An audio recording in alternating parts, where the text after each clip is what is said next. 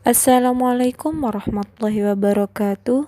Saya Dinda Maulidatul Hafidhoh, mahasiswa Stitnu Al-Hikmah Mojokerto dari Prodi PIAUD semester 4. Di sini saya akan mempresentasikan tugas akhir mata kuliah studi hadis yang diambil Bapak Mujib MPD. Yang pertama, pengertian hadis maudhu. Hadis maudhu sama dengan hadis palsu, atau secara bahasa maudhu itu artinya dibuat-buat. Hadis maudhu adalah hadis yang disandarkan kepada Rasulullah secara dibuat-buat dan dusta, baik itu disengaja maupun tidak disengaja, padahal beliau tidak mengatakan atau tidak memperbuatnya dan tidak mentakrirkannya. Pembahasan yang kedua tentang sejarah hadis palsu.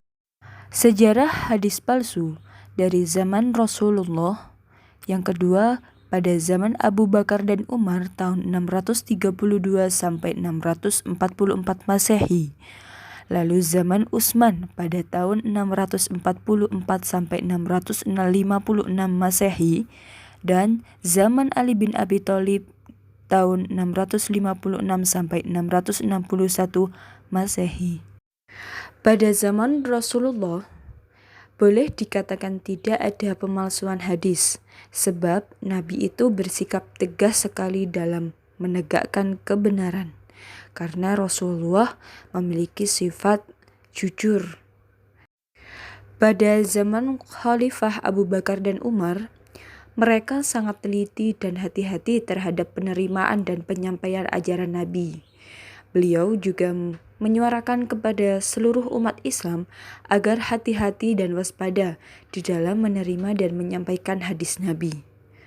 Khalifah tidak segan-segan mengambil tindakan terhadap siapapun yang tidak mengindahkan seruan atau perintah dari kedua khalifah tersebut. Tindakan tersebut dilakukan demi menjaga kemurnian ajaran Nabi dan menghindari kemungkinan penyalahgunaan hadis-hadis Nabi untuk tujuan politik.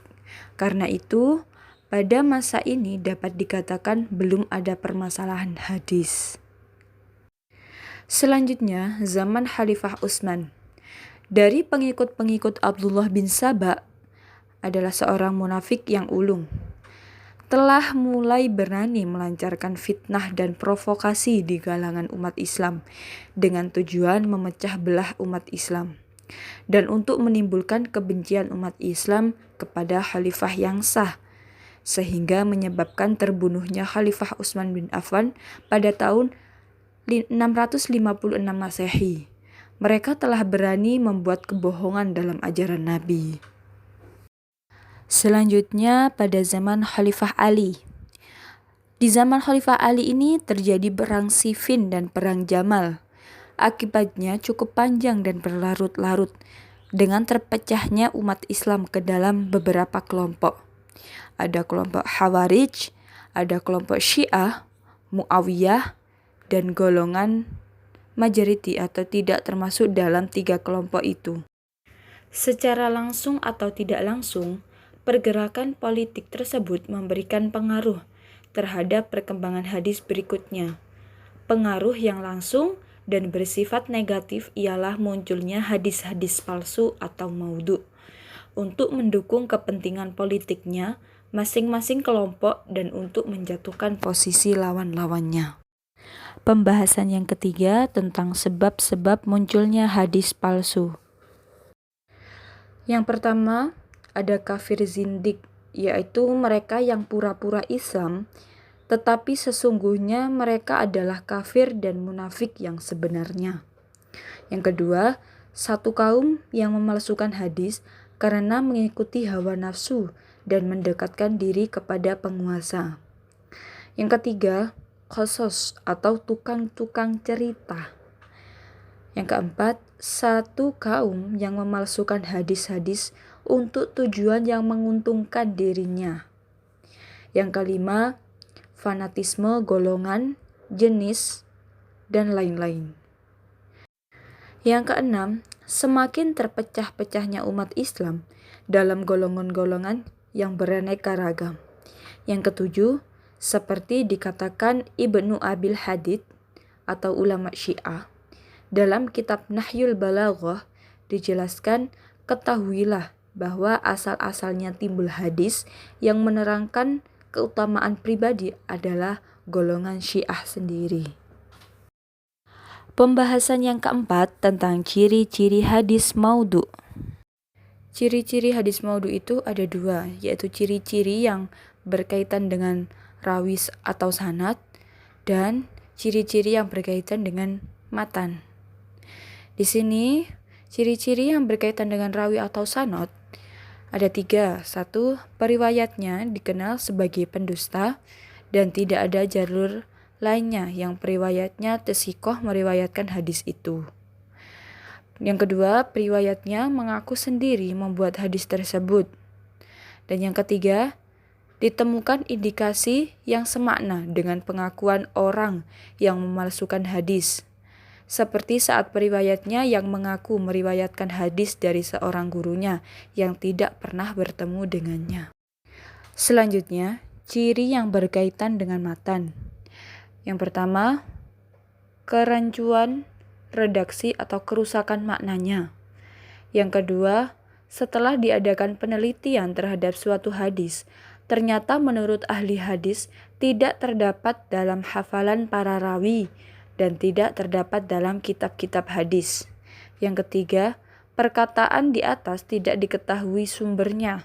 Hadisnya menyalahi ketentuan-ketentuan yang telah ditetapkan, seperti ketentuan akal, tidak dapat ditakwil, ditolak oleh perasaan, kejadian empiris, dan fakta sejarah. Pembahasan yang terakhir tentang akibat munculnya hadis maudhu. 1. Menimbulkan dan mempertajam perpecahan di kalangan umat Islam. 2. Mencemarkan pribadi Rasulullah SAW.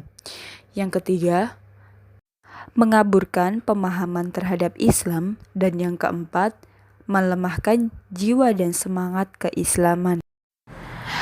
Yang terakhir, kesimpulan.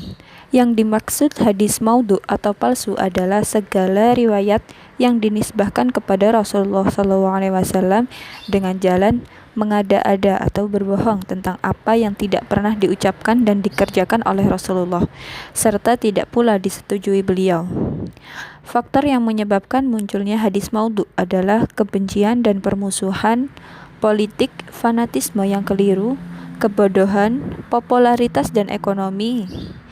Ciri-ciri hadis maudhu diantaranya adalah perawinya pendusta, pengakuan dari pembuatnya, terdapat kerancuan lafadz dan makna, bertentangan dengan akal sehat, bertentangan dengan Al-Quran dan hadis mutawatir, menyalahi fakta sejarah, menyalahi kaedah umum dan disepakati ijma ulama. Isinya sejalan dengan fanatisme perawinya, menjanjikan pahala yang sangat besar terhadap perbuatan kecil dan memberikan ancaman besar terhadap kesalahan kecil.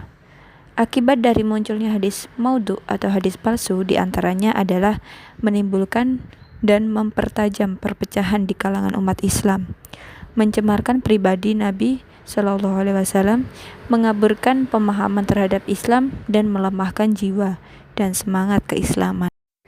Sekian presentasi dari saya.